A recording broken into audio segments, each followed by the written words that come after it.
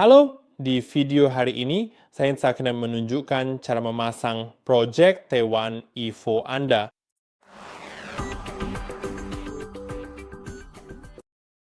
Seperti yang Anda lihat, tepat di depan saya ada pemutar piringan hitam dan kita akan memasangnya. Saya akan meletakkan semua yang kita butuhkan. Ada beberapa bagian di dalam kotak yang belum kita butuhkan sekarang. Seperti ini, ada pengukur tekanan jarum, misalnya, yang belum Anda butuhkan sekarang. Dan ini untuk mengganti cartridge-nya, dan jika sudah terpasang sebelumnya, Anda tidak membutuhkannya. Ada juga busur derajat penyelarasan cartridge 2 titik, Anda juga tidak membutuhkannya. Ada juga kunci L yang berukuran 2 mm, yaitu alat khusus yang digunakan untuk menyesuaikan beban di bagian belakang jarum, serta untuk melepas sekrup pada cartridge. Alat ini sangat penting dalam proses perakitan atau perawatan, karena ukurannya yang pas membantu mencegah kerusakan pada sekrup. Kita tidak butuh itu. Hal lain yang disertakan yang tidak terlihat di sini adalah adaptor untuk piringan hitam tunggal 7 inci yang memiliki lubang lebih besar. Dan saya rasa selain itu kita juga mendapatkan adaptor ini yang akan saya gunakan karena saya membutuhkannya. Ini adalah sebuah jack RCA berukuran 3,5 mm dan tentu saja kita juga punya piringan putar. Alat yang biasa digunakan untuk memutar musik dari piringan hitam dengan alasnya. Jadi ada alasnya dan ada piringan putarnya yang terbuat dari kaca. Jadi ya, mari kita mulai dengan semua yang perlu kita pasang secara perlahan. Dan pertama-tama, tentu saja kita perlu memasang sabuk penggerak pada puli dan sub piringan. Jadi, mari kita sisihkan barang-barangnya. Dan sekarang, seperti yang Anda lihat di sini, ada puli dan sub piringannya. Yang perlu Anda lakukan adalah pertama-tama memasang. Begitulah cara yang saya sukai, memasangnya dulu di sub piringan karena lebih besar. Dan akan lebih sulit jika dilakukan sebaliknya. Lalu setelah terpasang di bagian tengah ketinggian sub piringan, Anda sekarang bisa menariknya ke puli. Dan sekarang ada baiknya memutarnya beberapa kali secara perlahan supaya hasilnya seimbang dan terpasang lurus.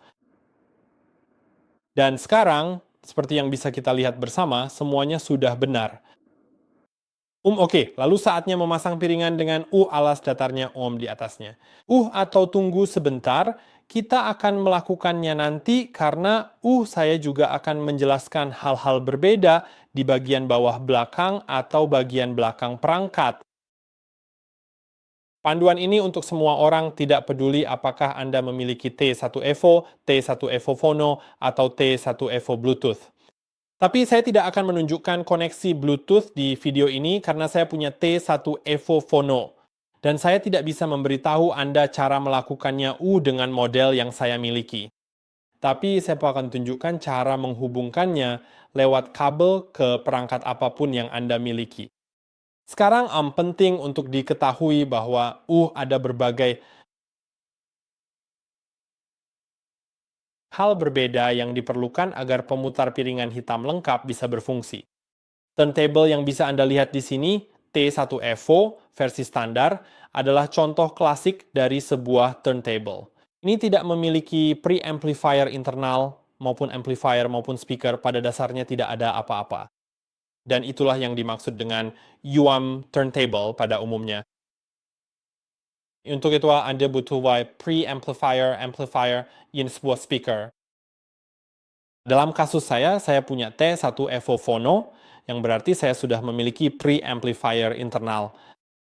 Dan juga saya akan menggunakan speaker yang disebut speaker aktif, yang berarti memiliki amplifier internal. Jadi selain turntable dengan preamplifier internal ini dan speaker saya yang memiliki amplifier internal, saya tidak butuh apa-apa lagi. Tapi jika Anda punya T1 Evo, bukan versi Phono, bukan versi Bluetooth, Anda juga akan butuh preamplifier dan speaker aktif atau amplifier dan speaker terpisah. Sekarang, Mari kita bahas perbedaan pada berbagai model. Jadi T1 Evo yang standar, alih-alih memiliki port RCA di bagian belakang, kabelnya sudah terhubung di bagian dalam, jadi Anda tidak bisa mencabut kabelnya. Dan di sisi lain kabelnya, tentu saja akan ada grounding dan porta RCA, konektor RCA. Pembumian ada di sana jika Anda bisa menggunakannya untuk mencegah suara yang terkadang terdengar, dengungan itu. Yang bisa Anda dengar pada dasarnya, pembumian mencegahnya, tetapi Anda hanya bisa menggunakannya jika penguat Anda, jika penguat atau pra-penguat Anda memiliki konektor pembumian, Anda bisa lihat. Pada versi saya, yaitu T1 Evo Phono, saya sebenarnya memiliki porta seperti ini, dan saya memiliki konektor pembumian.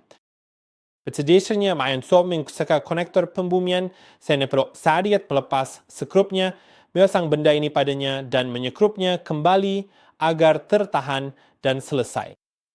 Di situ penting. Sekarang untuk model phono, ada sakelar di sini yang beralih antara line out dan phono out. Phono out adalah untuk digunakan dengan pra-penguat eksternal. Jadi Anda tidak menggunakan pra-penguat bawaan, Anda memiliki milik sendiri yang bisa digunakan. Saya akan menggunakan line out karena seperti yang saya katakan, saya akan menggunakan pra-penguat bawaan. Dan kemudian saya akan menggunakan pengeras suara aktif yang memiliki penguat bawaan. Jadi pengaturan saya akan terdiri dari dua hal. Jika Anda menggunakan pengeras suara stereo, maka Anda bisa memiliki pengeras suara yang dibuat khusus. Ada model yang memiliki salah satu pengeras suara, biasanya yang kanan, aktif, dan yang kiri atau yang lainnya adalah pengeras suara pasif, yang berarti tidak memiliki penguat karena memanfaatkan penguat yang terpasang pada yang kanan. Untuk model Bluetooth, Anda akan melihat dua set keluaran RCA. Jadi akan ada merah, putih.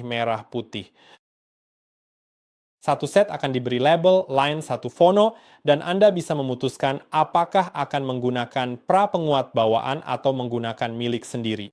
Tentu saja, jika Anda memiliki milik sendiri, kualitasnya mungkin akan lebih baik, jadi itulah mengapa ada pilihan untuk melakukan itu. Namun misalnya saja memiliki porta untuk mencolokkan sumber daya. Sekarang setelah kita tahu di semua itu, saya akan mengaturnya ke line out karena saya akan menggunakan pra-penguat bawaan. Tentu Anda bisa mengubahnya nanti jika ternyata Anda sebenarnya memiliki pra-penguat. Saya rasa ada juga penguat yang memiliki pra-penguat bawaan, jadi itu juga patut dicatat. Dan sekarang mari ikut seperti yang saya katakan, saya akan memasang piringannya dengan alas datarnya.